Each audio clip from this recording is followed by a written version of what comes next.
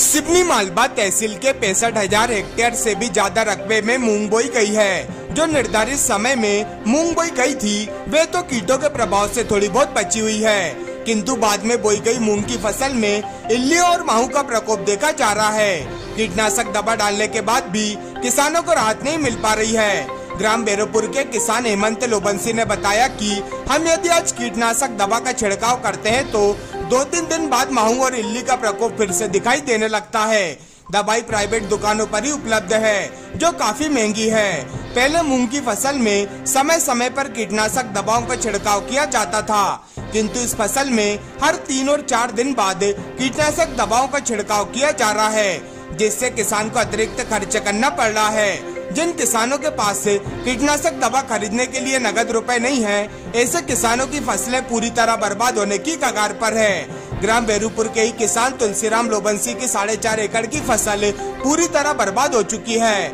माहू का प्रकोप इनके खेत में इतना अधिक है कि मूंग के पौधे से फल तक माहू की चपेट में है। किसान तुलसीराम लोबंसी ने बताया कि अभी 3 दिन पहले ही कीटनाशक दवा का छिड़काव किया गया था, किंतु आज फसल की स्थिति है कि अत्यधिक माहू लगने के कारण फसल सूखने लगी है। इस तरह विभाग की सलाह और अनुदान पर कीटनाशक दवा न मिलने के कारण किसानों का लाखों रुपयों का नुकसान हो रहा है। किसानों को कीटनाशक दवाई खरीदने के लिए प्राइवेट दुकानों पर नगद रुपया देकर ही कीटनाशक दवा मिलती है। इस संबंध में किसान संगठन के संतोष पटवारी ने तो यहाँ तक कहा कि कृषि विभाग में पूरी तरह व्यवस्था की स्थिति है। कीटनाशक दवाई अनुदान पर भी छोटे छोटे किसानों को नहीं मिल पा रही है, और दूसरी ओर कृषि विभाग के अधिकारी और कर्मचारी फील्ड से नदारद हैं, जबकि उनकी ड्यूटी किसानों को सलाह देकर कृषि उन्नति कराने की है। मूंग की फसल में किस तरह की समस्या आ रही है?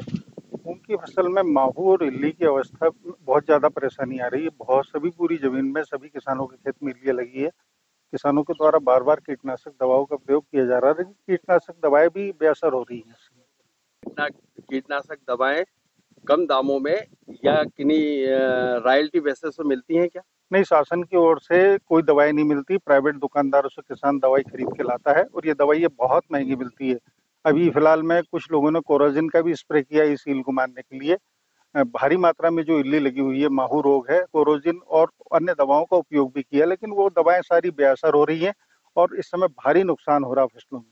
क्या किसान संघ या संगठनों की ओर से या किसानों की ओर से मांग नहीं की जाती कि शासन हमें सस्ती दवाइयाँ उपलब्ध कराए?